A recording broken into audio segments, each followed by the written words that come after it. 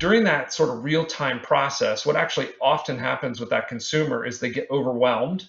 A lot of times their need does actually get satisfied, so that's a good thing.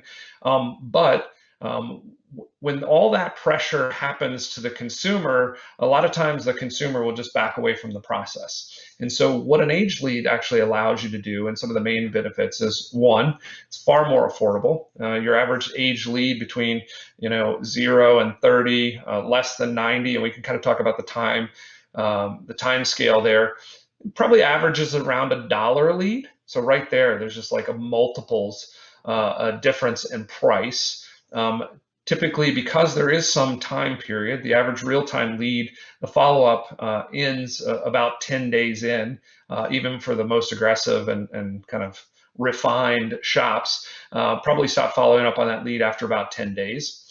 The other big so you're competing less. The other big benefit is when you're figuring out your sales quota and you're figuring out your conversion rate.